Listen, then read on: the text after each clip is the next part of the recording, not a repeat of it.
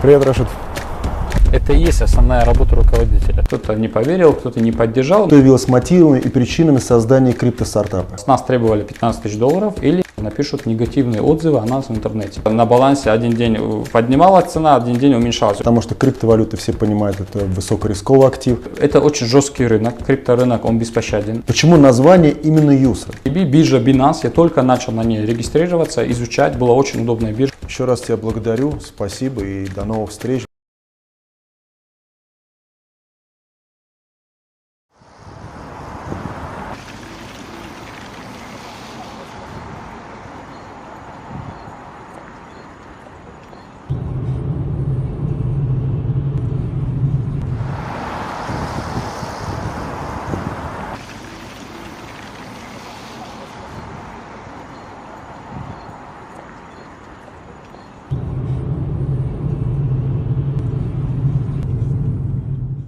Здравствуйте, друзья!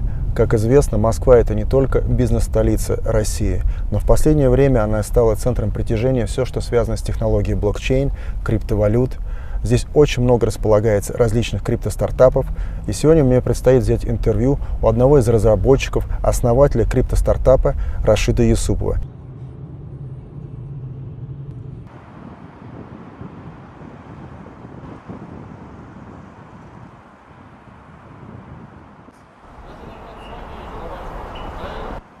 Привет, Рашид. Рашид, я смотрю, ты все время на связи, как минимум 2-3 телефона у тебя все время с собой. И я даже не понимаю, откуда ты изыскиваешь время постоянно общаться с людьми. Расскажи немножко. Стараемся, Сергей, очень активно с людьми коммуницировать. И очень много людей пишут ко мне в Инстаграм и задают вопросы. И мне нужно постоянно быть на связи, чтобы команда могла со мной коммуницировать. И поэтому стараемся максимально быть на связи. Расскажи немножко, с кем приходится общаться, что за люди в Москве, о чем приходится говорить? Ну, нашему сообществу надо чуть привыкнуть, что моя главная задача как руководителя – это именно проводить встречи, переговоры, сотрудничество, разного рода коллаборации с разными фондами и компаниями, потому что это и есть основная работа руководителя. То есть я не являюсь консультантом в общем чате, или я просто от себя веду финансовый блог в Инстаграм, но основная моя задача – это как руководителя заниматься руководящей работой.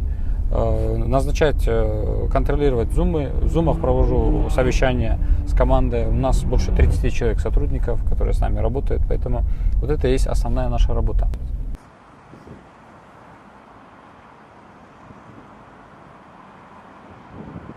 Рашид, хотел бы тебя поблагодарить, что ты в своем графике консультаций и встреч изыскал время встретиться со мной и ответить на самые актуальные, как мне хочется верить, острые вопросы, которые подготовил я от нашего комьюнити.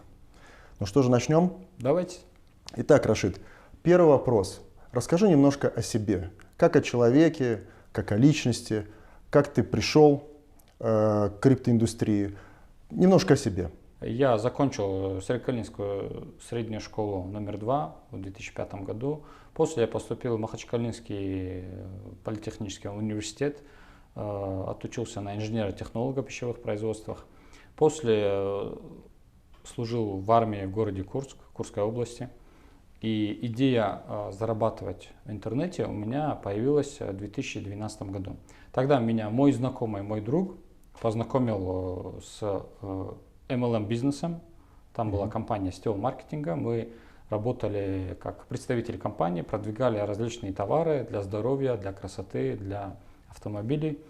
Я многому научился в этой сфере. Я проходил спецтренинги, нас обучали отделу продаж, обучали вести работу в интернете, вести социальные сети, работать, коммуницировать с людьми, обучали финансовой грамотности, обучали ставить цели и развиваться в этой жизни. После этого я дальше уже искал различные методы заработка в интернете, я пробовал различные сферы, где-то что-то получалось, где-то не получалось. Я пробовал различные инвестиционные проекты, компании различные, да? Какие-то из них были удачными, какие-то были убыточными, и я набирался опыта в работе, в инвестициях в интернете. Набирался опыта, набирал связи, коммуницировал с большим количеством людей. Я вел активно свой YouTube-канал, объяснял людям, что такое проекты, что такое инвестиции, как зарабатывать, как не потерять деньги. После в 2017 году я впервые познакомился с сферой криптовалют. Я до этого момента с ними не сталкивался, у меня не было в окружении людей, которые могли бы меня чему-то научить в этой сфере. Или хотя бы сказать: Рашид, вот ты знаешь, есть вот такая тема биткоин, купи биткоины. То есть у меня таких людей в моем окружении в Республике Дагестан не было, поэтому я узнал об этом впервые в 2017 году, когда один мой знакомый достучался до меня, объяснил, что есть такая валюта, цифровой актив, который может дать хороший доход. И тогда я впервые согласился, была конференция в городе Сочи по криптовалютам, куда меня пригласили и куда я, недолго думая, купил билеты и поехал участвовать. Там 2 дня была конференция, где опытные люди в этой сфере рассказывали, как они инвестируют, как зарабатывают, какие перспективы есть в ближайшие годы, инвестируя в эту сферу. И буквально после того, как я начал, я приехал, я рассказывал всем своим друзьям, знакомым об этом, но встречал очень много негатива. Кто-то меня критиковал, говорил, что ты такой наивный, веришь во всякие там какие-то циферки. Кто-то не поверил, кто-то не поддержал. Но в итоге, да, я продолжал работать, я изучал, я как самоучка дома начинал каждый день, тратил время на изучение этой сферы, изучал различные монеты, изучал, регистрировался на биржах, создавал кошельки и постепенно по крупицам собирал информацию, чтобы на этой сфере зарабатывать. Я тогда понял, что нужно, не имея своих собственных денег, я начал привлекать деньги заемные, и за счет заемных средств я активно инвестировал в эту сферу, закупался, увеличивал свой криптопортфель различных альткоинов, биткоина. И тем самым очень активно начал продвигаться, давать, соответственно, рекламу в социальных сетях, рассказывать, чем я занимаюсь. И много людей за мной наблюдали, смотрели, что я какую-то новую сферу осваиваю, которая им непонятна, они не понимали ее. Тогда, начав этот путь, я тоже совершал различные ошибки. То есть я из-за того, что у меня не было наставника, человека, который меня мог правильно по этому пути вести, мне приходилось самостоятельно развиваться. Я совершал ошибки, где-то ловил минуса, где-то терял деньги, где-то зарабатывал. Потому что в инвестициях это всегда бывает. Есть вариант, бывает так, что вы зарабатываете, бывает, что вы неудачно инвестировали, у вас какие-то потери. И в этом году я впервые в своей жизни приобрел свой первый автомобиль, мне тогда было где-то 28 лет. И я тогда впервые приобрел свой автомобиль. То есть я был парень из глубинки, который не имел больших связей, не было богатых родителей, и я развивался сам.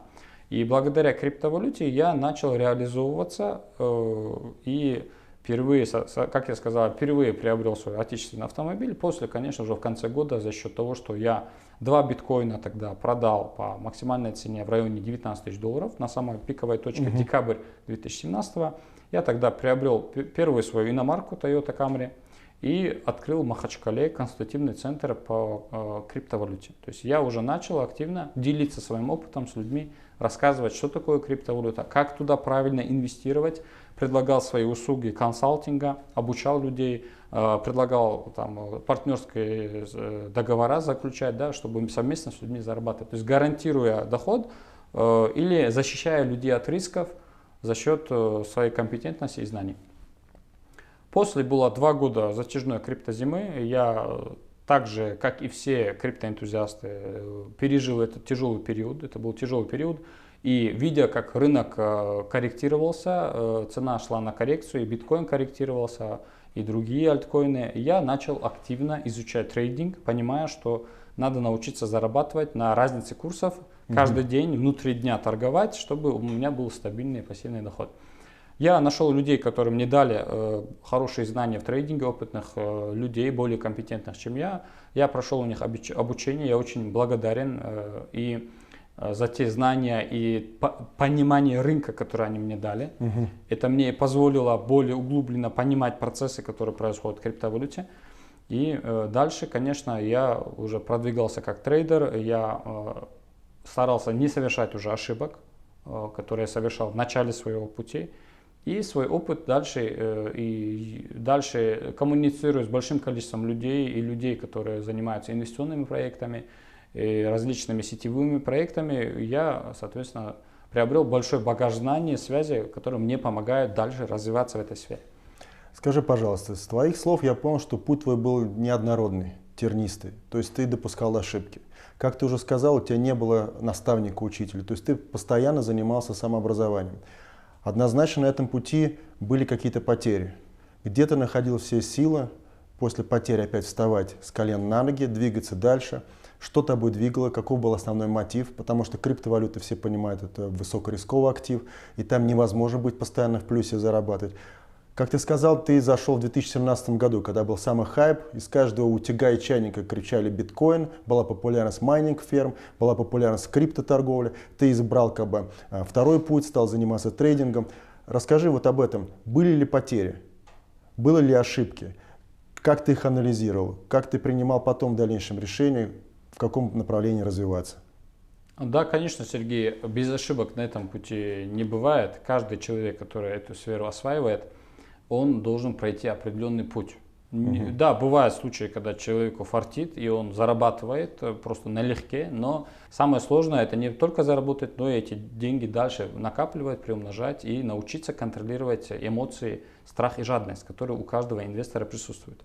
Если человек не научится контролировать эти две эмоции, они его приводят к обратному эффекту, что он может неудачно инвестировать в какой-то или сомнительный проект, или может купить на какой-то точке вершины какую-то криптовалюту и потом, соответственно, долго ждать, пока она корректируется или восстанавливается. Я терял большими суммами, бывало, что я зарабатывал. У меня даже мои друзья смеялись, у меня однокомнатная квартира на балансе один день поднималась цена, один день уменьшалась. У меня где-то на 1,5–2 миллиона рублей баланс вверх-вниз уменьшался на бирже. Потому что мой криптопортфель, соответственно, цена менялась каждый день. И я просто был как инвестор, имеющий какой-то определенный депозит на бирже в виде портфеля. И цена колебалась каждый день, и люди смеялись, да, говоря: Рашид, как ты так спокойно сидишь, когда видишь, как у тебя квартира туда-сюда меняется цена, да, и ты теряешь убыток. Я им говорил, что я инвестор долгосрочный, поэтому я спокойно сижу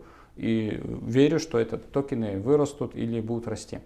Тогда токен BNB, кстати, очень известный пример, когда я начинал, он стоил меньше $1, и я его закупал, у меня было больше 500 этих монет BNB, которые я покупал. Я их покупал, продавал, я постоянно на них торговал, но сейчас известная история, он стоит больше $250.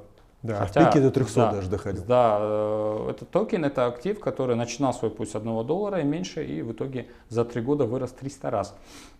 И я когда начинал, как раз токен BNB, биржа Binance, я только начал на ней регистрироваться, изучать, была очень удобная биржа, 50% комиссии списывалось в этих токенах, поэтому все люди, трейдеры переходили с других бирж, более топовых, переходили на Binance. Она по мере своего становления, как топовая биржа, она, соответственно, дала хорошие возможности для заработка. В том числе и я был инвестором, зарабатывал активно.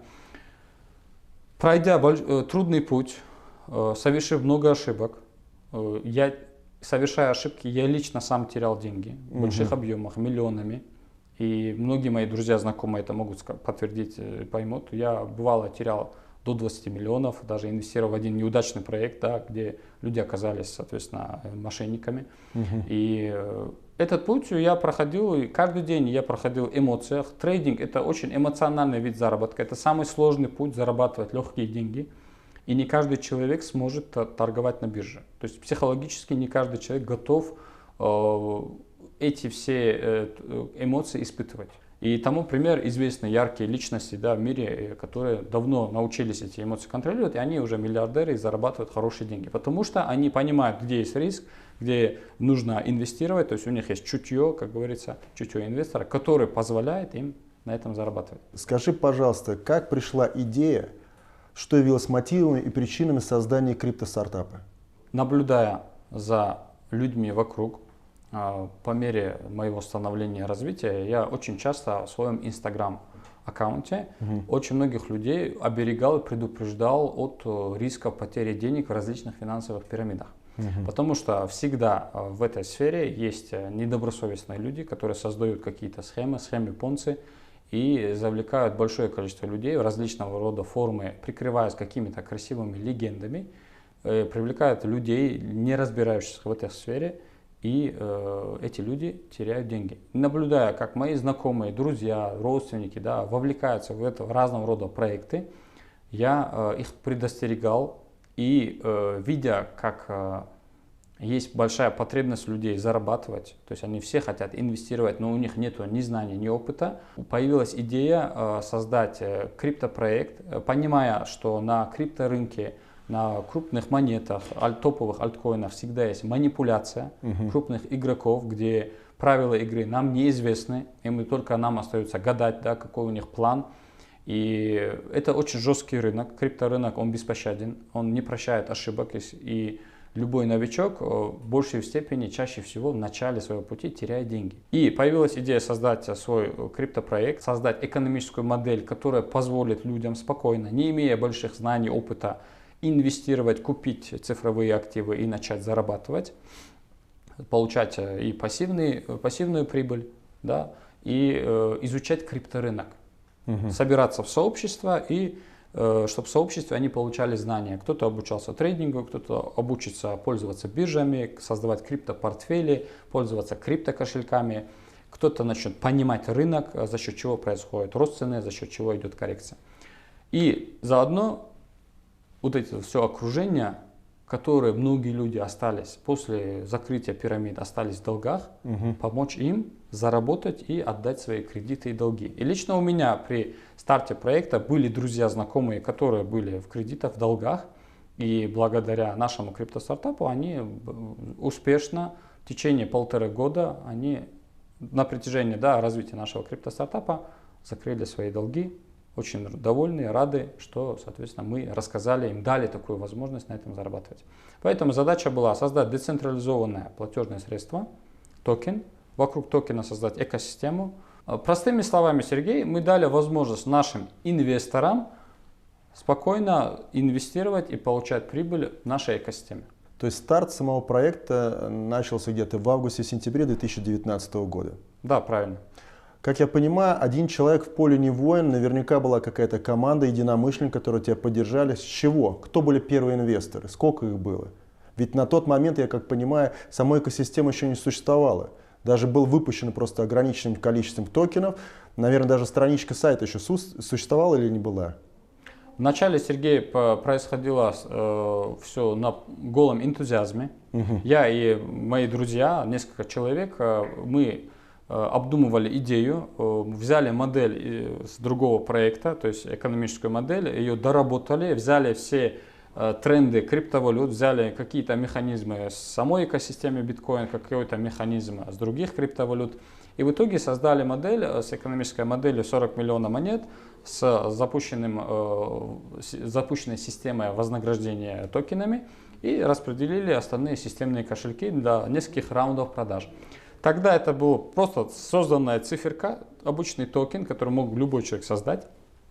Когда присоединилась группа криптоэнтузиастов, когда мы рассказали идею, что хотим создать успешный бизнес, объединить краудфандинг и блокчейн, на блокчейне создать краудфандинг и благодаря инвесторам создать модель, где они выступают участниками краудфандинга, а мы уже как управляющие можем для них создать успешный бизнес, где они смогут зарабатывать за счет майнинга, за счет вознаграждения от системы, плюс за счет роста цены в будущем. Таким образом, собралась команда, вначале нас поддержали люди, это были знакомые, друзья, просто обычные, простые люди, которым я сказал: друзья, давайте, вот такая тема запускается, давайте участвовать. Кто-то меня услышал, кто-то не услышал вначале, и вот так начала формироваться команда. Это было просто на голом энтузиазме, сайта еще тогда не было, сайт позже появился, в сентябре. Мы еще в августе начали привлекать инвесторов, и они уже тогда на предстарте инвестировали, покупали токены, покупали цифры. Многие даже не понимали, что они покупают. Просто благодаря тому, что я имел репутацию и доверие, эти люди на доверии приобретали монеты по моей рекомендации. Я слышал на форуме, что говорят, что первый счастливчик это было всего 400-500 человек, с которых все началось. Так ли это? Да, первичный раунд продаж был 2 миллиона токенов. Стартовая цена была $1 этой монеты. И около 400 инвесторов приобрели эти монеты и начали зарабатывать с нами с первого дня. Понятно. А такие сервисы, как P2P и UserPay, это появился уже спустя какое-то время. Сколько времени пошло? Вначале был создан токен. Так. Он сразу появился на блокчейне Waves, там же он создается, любой человек может самостоятельно его создать.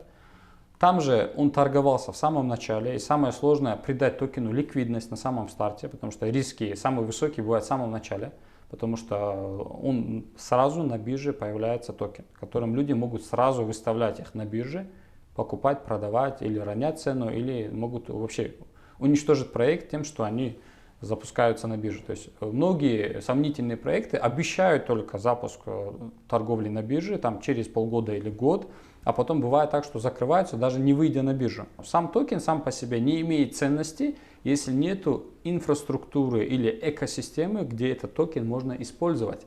Первичный сервис у нас был в 2019 году, когда мы впервые участвовали на блокчейн Live форуме, криптофоруме мировом. У нас был представлен сервис UserPay, где человек, имея вознаграждение от системы монеты на своем кошельке, мог прямо там же через платежный шлюз, встроенный в кошелек, оплачивать себе единицы на мобильный, интернет и телевидение, первичное. И мы с этим первым IT-проектом в нашей экосистеме участвовали, с этим сервисом точнее, участвовали на этом форуме, и очень многих людей мы тогда удивили, потому что реализация была классная. Человек мог сразу себе получать вознаграждение в токенах, сразу оплачивать себе единицы. И это было очень удобно, и это очень сильно понравилось людям. То есть людей это привлекало, они видели ликвидность. То есть мы сразу придали за счет сервиса применение криптовалюты в реальной жизни. Скажи, пожалуйста, из чего состоит на сегодняшний день экосистема вашего криптостартапа? В данный момент вокруг нашего токена мы создали экосистему и дальше ее дорабатываем, внедряем различные сервисы, площадки, чтобы использовать его для обмена на другие криптовалюты, могли использовать для обмена на фиатные средства, на различные товары и услуги. Поэтому создано несколько сервисов. Есть UserPay, есть P2P площадка, где люди могут обменивать токены, плюс еще другие криптовалюты. Есть сервисы портфолио, где люди могут хранить другие криптовалюты, использовать его как многофункциональный криптокошелек. Различные финансовые инструменты для дальнейшего приумножения прибыли. Плюс сервисы, это аналог Авито Marketplace, где человек сможет за криптоактивы обменивать, выставлять объявления. Также есть в целях в будущем создать свой блокчейн, то есть уже создав свой блокчейн, сделать токен юсера уже криптовалютой. И на базе этого блокчейна, чтобы другие крупные проекты могли использовать наш блокчейн и запускать свои проекты, свои токены, свои криптовалюты.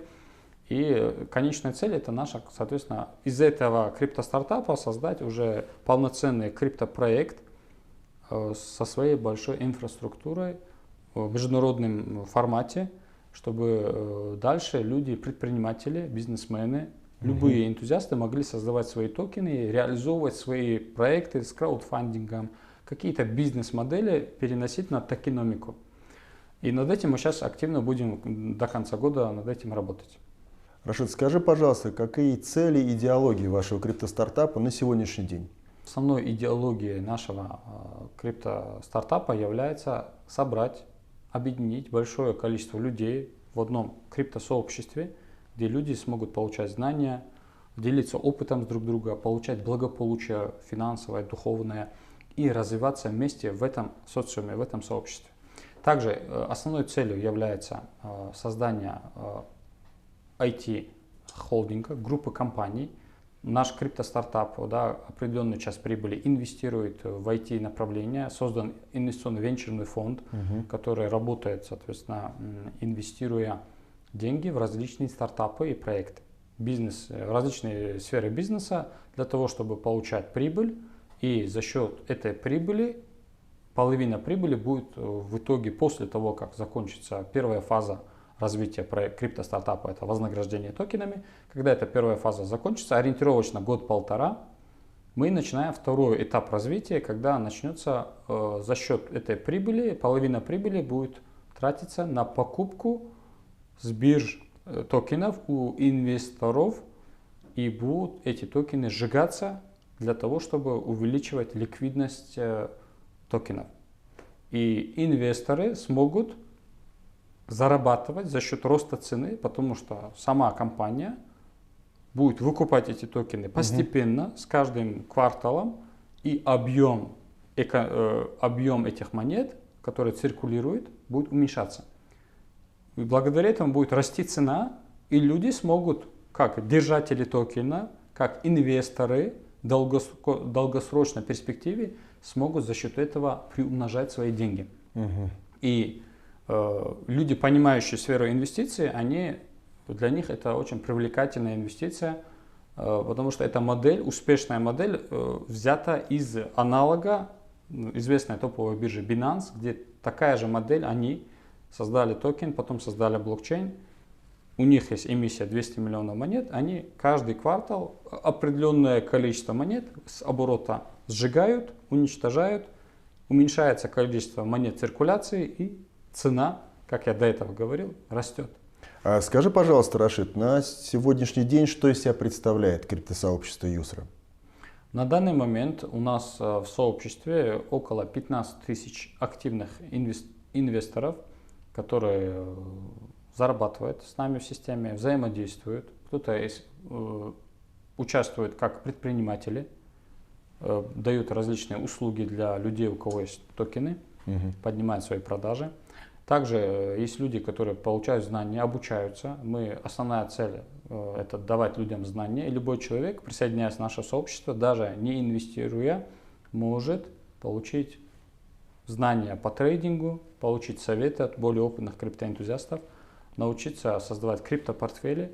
И для того, чтобы это все масштабировать, мы открываем различные филиалы, консультативные центры по инвестициям в криптовалюту, где определенные специалисты обучают всех желающих начать, то есть они обучают этих людей сделать первые шаги в криптомире, создать кошельки, сделать регистрацию на бирже, начать зарабатывать. И мы даем эти знания, и благодаря этому сообщество людей разрастается, количество людей увеличивается, и это все в потенциале дает большой эффект для развития всей экосистемы. Идет взаимодействие с людьми, развиваются регионы, есть представительства в разных странах, в Турции, в Казахстане, идет активная работа и в Польше. И различная сеть, как я сказал, есть в Грозном представительство, есть в Кабардино-Балкарии, Махачкале, Москве, также в Алма-Ате офис, да, в Анталии есть офис. И плюс токен у нас в данный момент находится в циркуляции около 23 миллионов монет из 40. Эти монеты они находятся на кошельках 15 тысяч инвесторов, которые ими владеют. И идет активная циркуляция, идет активная торговля на биржах. Токены торгуются на 5 биржах в данный момент. Есть средний суточный объем от 20 до 50 тысяч монет в сутки.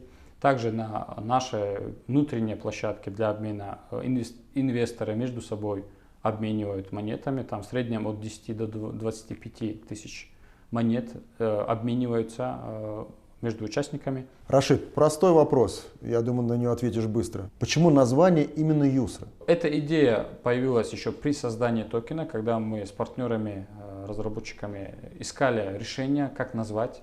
Есть очень много различных названий в криптосфере, и чтобы не было совпадений, и чтобы токен имел какой-то смысл, придать ему смысл, не просто аббревиатура BTT, ATT, ATM.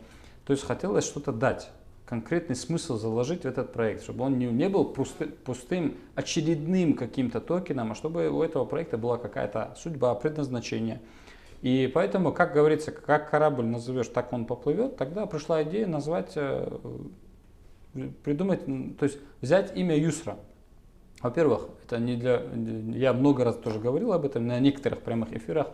Мою дочь зовут Юсра, ей 4 года, это маленькая девочка, которую зовут Юсра. Юсра в переводе с арабского означает облегчение, богатство, процветающее. Поэтому пришла такая идея, скорее всего, от Творца, потому что не случайно все происходит в этом мире. И я предложил назвать этой монетой. Команда маркетологов и менеджер проекта, они составили с каждой буквы, то есть составили обозначение, твоя уникальная система реальных активов. Название придумали на английском стикер, название, биржевой стикер. и решили запустить под этим названием. К моему имени, фамилии это не имеет никакого отношения, потому что это чистой воды совпадение, случайность. Да, кто-то делает на этом акцент, но просто это делают люди, не зная, что, соответственно, это женское имя. Рашид, перед нашей встречей я подготовил несколько каверзных, провокационных вопросов к тебе и хотел бы, чтобы ты на них ответил, честно положа руку на сердце. Первый вопрос. Почему так много негативных отзывов в интернете? В 2020 году, в начале года, обратились несколько человек в сети Telegram, связались и начали нас шантажировать. То есть был случай вымогательства, когда с нас требовали 15 тысяч долларов, или они грозились, что напишут негативные отзывы о нас в интернете. И когда мы им отказали и послали их подальше, они начали записывать эти статьи, которые один и тот же текст мусолится на различных интернет-площадках, на сомнительных сайтах мониторингах, и где якобы говорится, что мы мошенники, что у нас пирамида и так далее, и так далее. Поэтому это был случай вымогательства, и с этим очень часто сталкиваются различные проекты, которые развиваются, им сразу начинают писать вымогатели, это в интернете распространенное явление, да, и на этом пытаются зарабатывать. Бывают люди, которые согласятся и заплатят им деньги, и они будут еще дальше с них эти деньги клянчить. А мы, когда поняли, что это мошенники, мы просто сказали: пишите то, что хотите, но вы от нас деньги не получите. Поэтому эта статья не имеет обоснования, это просто запугивание людей, и когда поисковик человек заходит, он натыкается на эту статью. Здравомыслящий человек, почитав эту статью, он может самостоятельно зайти, создать себе кошелек, изучить систему, посмотреть, как идет развитие. Это старая статья уже больше года. За это время мы довольно-таки уже развили свою экосистему, и стартап, он достиг определенных успехов. Поэтому они не имеют никакой объективности для оценки нашего проекта. Также очень часто распространена конкуренция на этом инвестиционном рынке, и бывают грязные методы, которые используют конкуренты для того, чтобы избавиться от оппонентов или конкурентов, и это очень часто распространено в интернете. Скажи, пожалуйста, почему я должен инвестировать в вашу компанию? Вот я человек, который не знаком с криптовалютами, не знаком с криптостартапами. Вот как бы проще ты объяснил, почему я должен отдать деньги и что я получу? В первую очередь, Сергей, когда любой инвестор начинает инвестировать в криптовалюту, он должен изучить саму экономическую модель, это очень важно. Изучить, за счет чего формируется рост цены на токен или криптовалюту, и изучить модели, кто стоит за командой, кто управляет проектом, потому что это тоже важно, чтобы люди не оказались мошенниками. Очень важно, чтобы человек изучил поведение инвесторов, трейдеров, посмотрел объемы торгов, посмотрел, есть ли ликвидность, какие сервисы созданы площадки. Потому что можно купить определенный какой-то неизвестный токен, но не знаешь, где его применить. И нету ни площадки, или его на бирже нет, его кто-то выпустил, неизвестно кто, а в итоге ты можешь потерять свои инвестиции. Поэтому, прежде чем что-то предложить людям, мы им всегда советуем изучить, создать кошелек, регистрация бесплатная, начать с маленькой суммы, это 10 монет, и начать узнавать, наблюдать, сделать какие-то выводы, и после этого только принять решение, осознанное решение, готов ли человек стать инвестором и готов ли на эти риски. У каждого цифрового актива есть свои риски. Где-то их больше, где-то меньше. Поэтому деньги вы свои никому не отдаете. Это не финансовая пирамида. Здесь криптостартап и криптовалюта чем отличается от финансовой пирамиды? В криптовалюте есть криптовалютный кошелек, где ваши цифровые активы, которые вы купили за свои фиатные деньги, вы свои деньги не отдали кому-то, вы на эти деньги обменялись с кем-то на цифровой актив. Теперь у вас ценностью являются не бумажки или циферки на карте, а именно цифровой актив на каком-то кошельке, который имеет какую-то ценность, имеет свойство расти, падать в цене, и вы именно его приобрели, обменяли. То есть вы не отдали человеку деньги в доверительное управление и так далее. Вы купили цифровой актив, теперь это ваши деньги на вашем кошельке, в вашем распоряжении. И там нету кнопки «Вывод». Чем отличается финансовая пирамида? В финансовых пирамидах есть какой-то сайт, ресурс, куда люди отдают свои деньги, пополняют биткоинами, криптовалютой или с карточки там, Сбербанка. И деньги находятся не у них, а на каком-то кошельке бэк-офиса какой-то компании. И пока эта компания вам платит, пока вы можете нажимать кнопку «Вывод», пока вам деньги выводят раз в неделю, раз в месяц, вы будете получать заработок. Но если в какой-то момент владельцы, создатели, организаторы этой пирамиды закроют вывод кнопку, вы деньги свои больше не получите. Плюс там бывают реферальные ссылки, за счет чего идет бурное развитие этих финансовых пирамид. И зависит, чем больше депозит, тем больше ваш пригласитель получает с вас определенную долю. И плюс карьерные статусы, звания, уровни, там М3, М5, директор там, 5-го уровня и так далее. Это тоже мотивационная часть, которая в финансовых пирамидах присутствует. Это отличительная черта. Плюс также депозиты. Бывает определенный депозит, как в банках, вложи $1000, якобы получаю в неделю там, 1% или там, в неделю 7%. И вот так отличается финансовая пирамида. В нашем же криптостартапе этого ничего нет. У нас криптокошелек, где есть возможность получать двумя способами заработок. Это за счет вознаграждения от системы. И там оно не такое высокое, как в каких-то хайпах и пирамидах. Плюс вы зарабатываете здесь за счет именно роста цены. Если рост цены есть, вы зарабатываете. Если роста цены нет, если коррекция идет, вы можете в минусе быть. Но пока вы свой цифровой актив не продали, вы всегда имеете возможность заработать на его восстановлении. Потому что всегда после коррекции есть бычий тренд. Если проект живой, если он совсем не какой-то мошеннический, всегда есть возможность, что токен вырастет несколько раз. А во время развития проекта за пару лет он может дать и десятки процентов роста. Поэтому это очень важно, чтобы обычный человек понимал, прежде чем принять решение куда-то инвестировать, всегда советую изучить.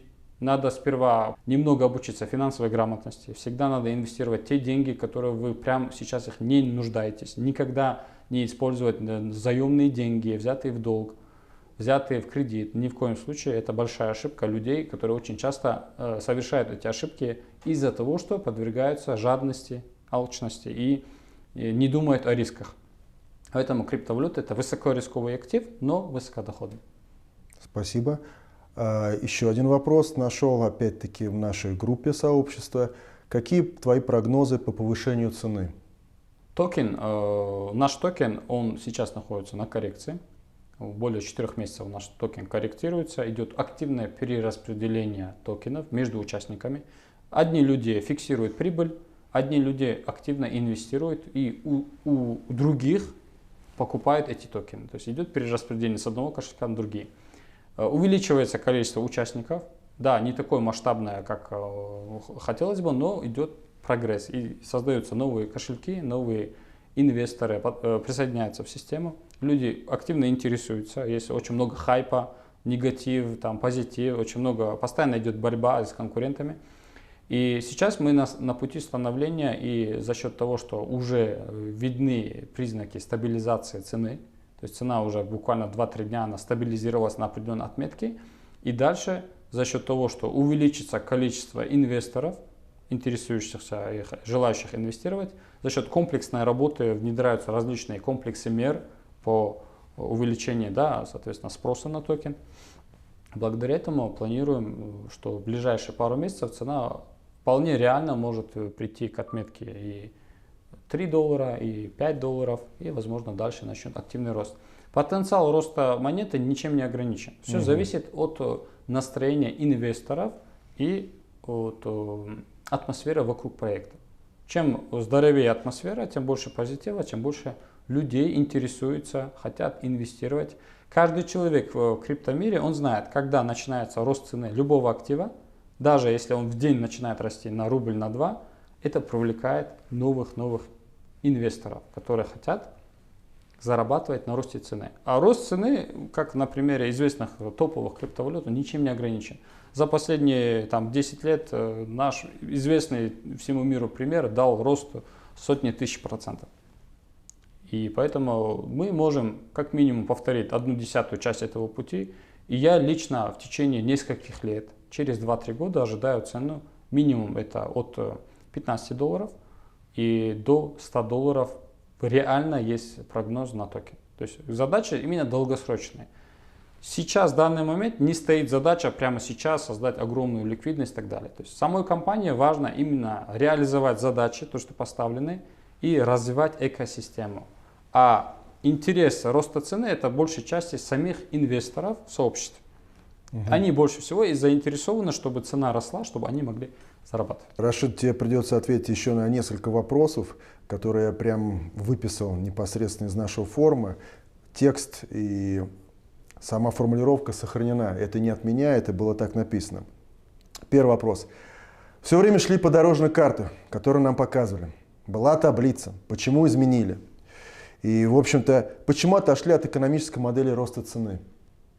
Изначально при создании любого криптостартапа проект, он обозначает план развития, она называется дорожная карта. Или well paper есть. Описание проекта, техническая часть.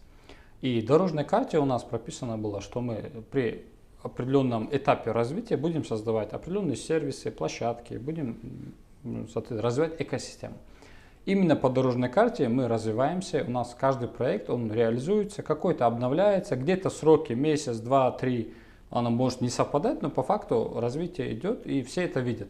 Потому что идет модернизация, мы довольно-таки успешно развиваем экосистему, и даже в отличие от конкурирующих проектов в этой сфере, у нас очень неплохой результат за это время. Потому что я знаю очень много проектов, которые много обещали, но не выполнили даже 10-ю часть, то, что создали мы, и в итоге закрылись. И благодаря тому, что команда программистов и маркетологов, и моя задача как руководитель — это развивать экосистему, мы следуем своей дорожной карте. У нас она рассчитана до окончания, соответственно, процесса вознаграждения людей. И в ближайший год-два мы еще дальше будем развивать нашу экосистему. В этом сомнений нет, и каждый может это все увидеть. Экономическая модель проекта, она как была изначально заложена, она неизменна. Как экономически было заложено 40 миллионов монет, это эмиссия монет, она неизменна. То есть невозможно перевыпустить токен, невозможно туда добавить, убавить. Это основа, это фундамент всего проекта. 40 миллионов монет. Как было изначально заложено 75% эмиссии монет, выделены на вознаграждение. Эти монеты не покупаются, их невозможно получить, кроме как получить в виде вознаграждения. Ты не можешь их купить или продать. Также распределение системных кошельков, как было заложено, так и работает. Есть и, соответственно, резервный кошелек и маркетинг кошелек. Также в экономической модели изначально присутствовал механизм урезания вознаграждения, халвинг. Есть на биткоине понятие, каждые 4 года уполовинивается награда майнерам. У нас же с каждым миллионом добытых монет в система урезает каждому участнику процесса вознаграждения, урезает добычу на 10% от текущего. Если человек получал 2% в месяц вознаграждения в токенах, это называется еще высвобождение токенов, да, в циркуляцию, то на 10% это урезается, и он начинает получать 1,8% в токенах. То есть у нас люди зарабатывают не от фиксированной суммы в рублях и так далее. У нас люди получают токены за то, что они зарегистрируют кошелек и покупают определенное количество монет. Это зависит от 3 еще видов коэффициента. Поэтому экономическая модель неизменна, она как работала, так и работает, и до конца своего, соответственно, первой фазы она также будет до конца работать. Рост цены обуславливался увеличением количества регистраций и инвесторов, желающих купить. Чем больше становится людей, желающих купить токен, тем больше они способствуют росту. У нас вначале был объявлен механизм, балансирующий механизм гровинг. И это был функционал, который позволял, первичная продажа монет была через сайт. Первые первичные инвестора покупали токены напрямую с сайта. И буквально в марте 2020 года у нас была приостановлена продажа токенов от компаний, и люди, если они хотели инвестировать, они должны были покупать друг у друга, создавая инфраструктуру между собой, создавая спрос на токен. Определенное количество монет циркулировало, и был изначально обозначен рекомендуемый диапазон. Это ориентир для людей, которые мало разбираются в этой сфере, для них подсказка, что цена примерно, прогноз будет такой-то на этот месяц, такой-то на этот, такой-то на этот. До конца майнинга был сделан какой-то прогноз при условии, что люди будут работать на популяризацию комьюнити и будет увеличиваться число кошельков в системе. Соответственно, когда уже в системе произошел спад активности инвесторов, когда стали укрупняться кошельки, создался избыток монет на одних кошельках и система не успевала, точнее люди не успевали популяризировать систему, как на любом криптоактиве начинается коррекция. Это обычное явление, соответственно, на любом криптоактиве.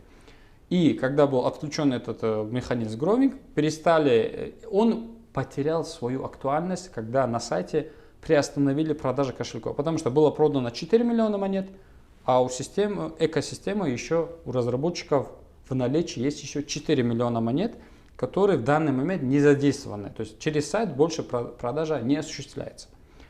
Инвестор, если хочет купить монеты, он не может прийти у компании их купить. Он может их купить на открытых площадках, на P2P, на биржах, и он покупает их друг у друга, не у компании. Компания выступает только как площадка, на которой осуществляется вот этот взаимообмен. Покупка, обмен, циркуляция. Поэтому сам механизм гровинг, он не влиял никак, и он не относится никак к экономической модели. Он является просто дополнением, которое было сделано для удобства людей в начале, и первые полгода, когда этот механизм уже потерял актуальность, его больше не применяли. Рекомендуемый диапазон — это был ориентир для людей внутри площадки на P2P, чтобы они могли примерно понимать, какое ценообразование. Потому что пока они будут развиваться, изучать крипторынок, чтобы они хотя бы двигались в каком-то направлении, как маяк для кораблей, ориентир. И таким образом экономическая модель у нас также работает. Дорожная карта соблюдается, по ней идет работа, где-то плюс-минус 2-3 месяца в создании проектов. Поэтому у нас идет дальше развитие. А то, что коррекция произошла, это от того, что люди сами недостаточно популяризировали систему, уменьшился объем новых кошельков, и перераспределение не успевало. Должна идти децентрализация от крупных кошельков, они должны уменьшаться за счет того, что монеты выкупаются новыми инвесторами, и они дальше майнятся. И вот это произошло из-за того, что у нас накопленный объем монет, плюс сопутствующие другие факторы со стороны негатив, проделки конкурентов и так далее. Это все в совокупности вызвало коррекцию, которая сейчас уже в течение 4 месяцев цена стабилизировалась на определенной отметке, и дальше, соответственно, будет уже начинаться бычий тренд. Один из пользователей написал: руководство специально уронило цену, чтобы откупать было дешевле. Так ли это? Взяв пример, на примере других проектов, были случаи, когда сами руководства, разработчики, имея определенный большой объем монет, сами на бирже роняли курс, чтобы сильно токен уронить в цене в 10, 20 раз, 50 раз, и потом уже, соответственно, дешевле выкупать. Но у нас проект, он позиционируется как честный прозрачный блокчейн. У нас системные кошельки людям известны, они могут сами посмотреть объем.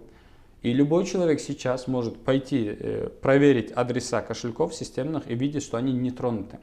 Потому что компания не занимается тем, что она искусственно роняет или демпингует ценами, потому что нету конечной задачи у инвесторов забирать эти монеты дешевле. Какая будет цена на токен, это в первую очередь интерес самих инвесторов. Если они хотят, чтобы цена была выше или росла, они должны способствовать тому, что или могут поспособствовать, чтобы цена начала расти. То есть увеличить спрос. Когда покупателей становится меньше и продавцов больше становится, в тот момент цена начинает расти. Когда продавцов больше стало в какой-то месяц, цена падает, она проседает. Здесь абсолютно компания не принимает никакого участия, мы не занимаемся манипуляциями, у нас нет цели, чтобы монета падала в цене. Потому что, во-первых, это репутация, во-вторых, это инвесторы, если они зарабатывают, если цена растет, это благодарные отзывы, соответственно, это лояльность. А мы, в первую очередь, как проект, как криптопроект серьезный, мы хотим, чтобы наши инвесторы могли с нами зарабатывать долгие годы. Поэтому откуп монет, не осуществляется в данный момент компанией. Откуп монет будет производиться после того, как первая фаза вознаграждения закончится. Примерно год-полтора. Поэтому до этого момента компания не принимает участие. То, что цена просела, это в первую очередь для кого-то возможность купить дешевле, а кто-то, кому срочно нужны деньги на какие-то свои расходы, кто-то, может, совершил ошибку, взял кредит, взял деньги в долг, и ему срочно надо вернуть, и им приходится ронять цену, высвобождая определенное количество монет на рынке, и они демпингуют. Это для кого-то, как я сказал, возможность. Есть люди, которые с удовольствием по хорошей, вкусной цене закупаются, а есть люди, которым нужно продать, и они совершают между собой обмен. Рашид, еще один вопрос, опять-таки на форуме его нашел, часто задается. Почему никто не несет персональную ответственность за сохранность денег инвесторов? В первую очередь в нашей системе нужно понять взаимодействие инвесторов и компании. Компания не занимается тем, что она сама продает монеты. То есть компания лично у инвестора не берет деньги. То есть нет такого процесса, как в каких-то финансовых пирамидах. Если вы доверяете какому-то трейдеру определенную сумму денег, например, 1 000 000 рублей, он вам дает какие-то гарантии. Говорит, вот я даю тебе расписку или долговые обязательства, что в случае чего я гарантирую тебе вернуть деньги. Эта форма взаимодействия называется доверительное управление, например. Но там уже он несет ответственность. Или он знает, что может потерять эти деньги, а может заработать и там поделиться прибылью. В нашей же системе компания не выступает каким-то депозитарием или кем-то, который... мы не работаем как банк. Если вы, банк, несете 1 000 000 рублей, это банк вам гарантирует сохранность ваших денег и определенную прибыль. Но в нашей системе люди создают инфраструктуру и взаимодействуют сами между собой. И как можно требовать какие-то гарантии и ответственность от человека, который у вас купил монеты? Потому что вообще в любом криптоактиве идет взаимодействие. Это новый подход экономики. Это новое взаимодействие. Это экономика, где нету конкретного гаранта. Гарантом может выступить или банк, или трейдер, который вам дал обязательства. А от того, что вы купили самостоятельно токен и купили у какого-то человека или купили на бирже токен, сама биржа вам гарантии не даст. И также тот человек, который вам продаст этот токен, он тоже не несет ответственность. Потому что это ваше личное решение, осознанный выбор, и вы покупаете его не потому, что вам обещают гарантии, а потому что вы видите возможность приумножить свои деньги. Хотя знаете, что это высокорисковый актив. Поэтому в инвестициях понятия надежность, гарантии нет. Компания наша, она обеспечивает сохранность токенов на вашем кошельке.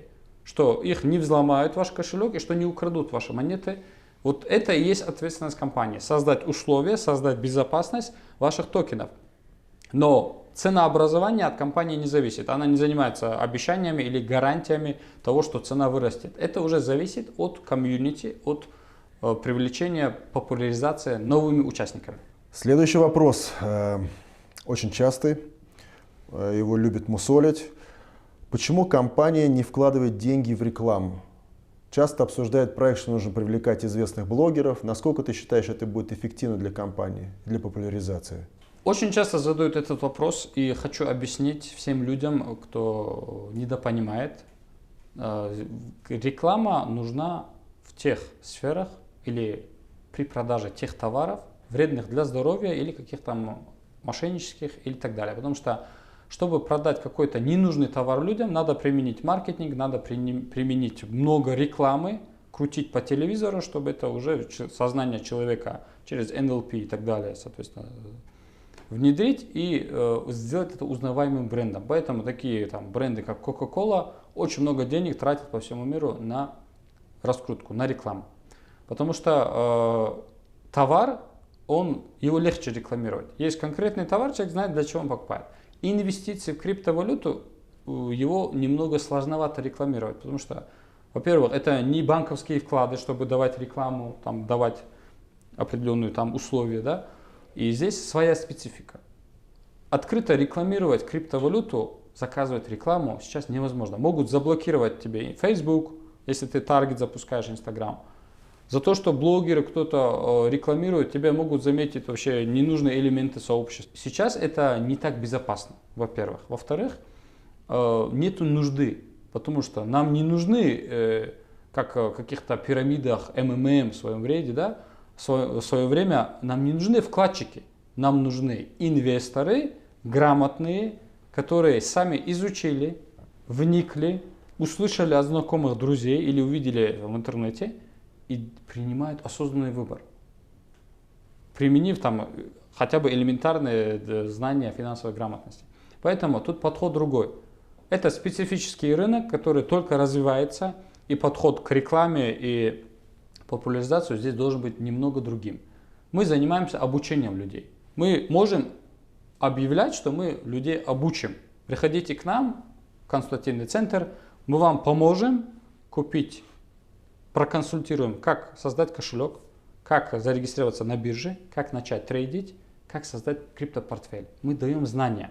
Сам криптостартап рекламировать нет смысла. У нас есть имиджевые видеоролики, есть стратегия именно продвижения имиджа самой компании.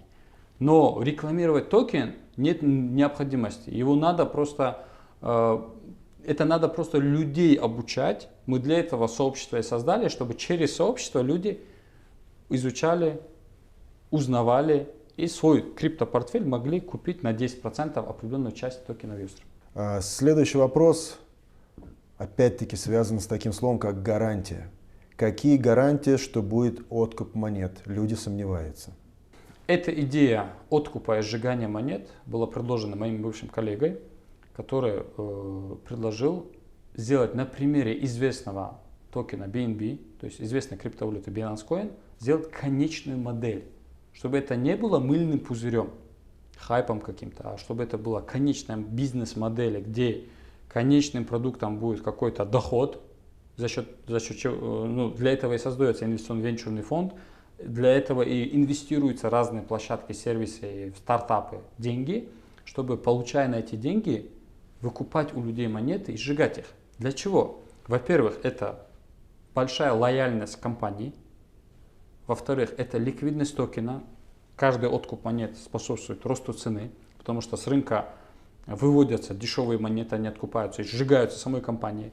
Компания, по сути, платит дивиденды своим инвесторам, которые держат токен, потому что токен используется как бухгалтерская единица, как долговые обязательства.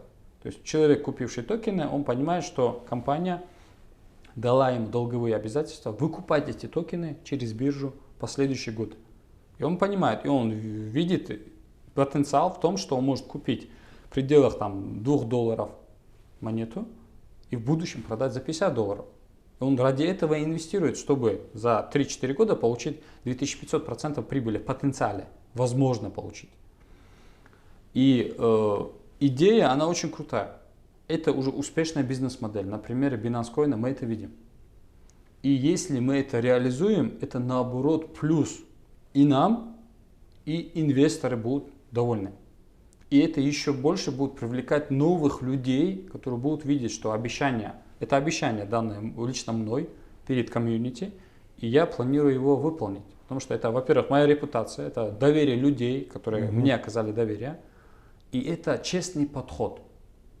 Когда тебе люди помогли, стали инвесторами, оказали доверие, то, конечно же, ты, если им вернешь это в виде доходности, они с тобой дальше будут развиваться, дальше зарабатывать, компания будет процветать, потому что задача стартапа – это стать бизнес-успешной моделью, которая будет приносить энное число денег, долгие годы, будет приносить руководству доход и, соответственно, половина будет тратиться на откуп монет. Это всем выгодно. Плюс второй фактор, который люди не учитывают. Сама компания является держателем токенов, потому что токены еще находятся на кошельках, у разработчиков есть 4 миллиона монет. И чем больше будет расти токен в ближайшие годы на будущее, соответственно, деньги компании тоже растут. А это возможность инвестировать в еще более крупные IT-проекты, бизнес-проекты и увеличивать доходность компании. Задача руководства – это увеличивать последующие годы, увеличивать объем прибыли. А эту прибыль делить пополам. Чем больше прибыль компания зарабатывает, тем больше и инвесторы зарабатывают, и плюс компания будет зарабатывать. Это взаимовыгодно. Это самая новая успешная модель взаимодействия краудфандинга и инвесторов. И руководства и инвесторов через краудфандинг и блокчейн. Какие проекты запущены компанией и почему не говорите о них? По всей видимости, речь идет не о UseRepay, не о P2P, а о каких-то других сторонних проектах. В данный момент у нас идет активная работа в нашем инвестиционно-венчурном фонде. Отдельно создана организация ООО, начальная материнская компания, куда войдут остальные наши проекты в виде тоже ООО организации или ИП, где все будет работать в белую.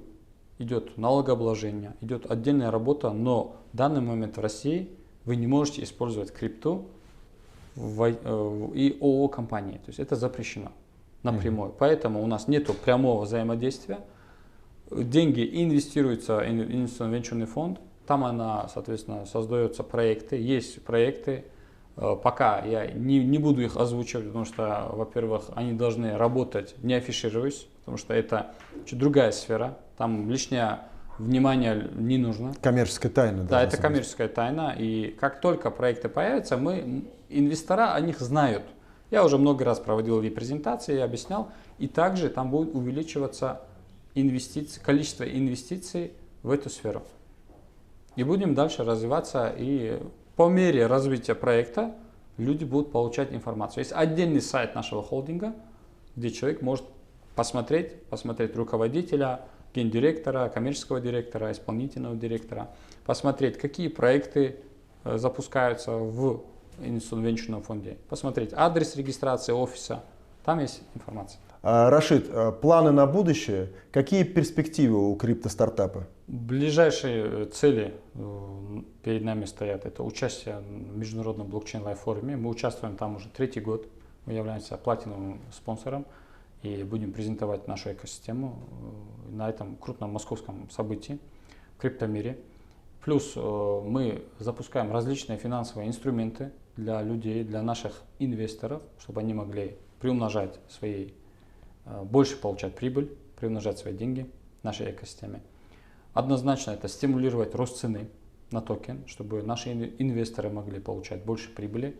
До конца года стоит большая цель запустить свой блокчейн, перейти на блокчейн, перевести наших всех инвесторов с кошельками на новый блокчейн и на этом блокчейне уже предлагать создавать свои новые проекты крупным компаниям, предпринимателям или любому человеку. И в дальнейшем задача увеличивать прибыль в инвестиционно-венчурном фонде.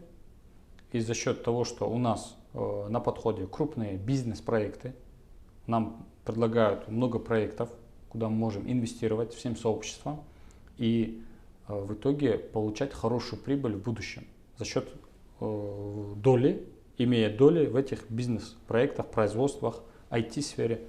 И мы сейчас активно занимаемся изучением и планируем активно начать в скором времени инвестирование в новые бизнес-проекты, крупные проекты, что даст в будущем возможность компании увеличить свою доходность, плюс инвесторы смогут приумножать свои деньги за счет последующего роста цены в будущем.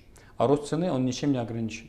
Чем больше людей становится в комьюнити, чем больше людей хотят купить, стать владельцами этих своего рода электронных акций, токенов, тем больше будет сама цена расти, и каждый инвестор заинтересован, чтобы цена росла.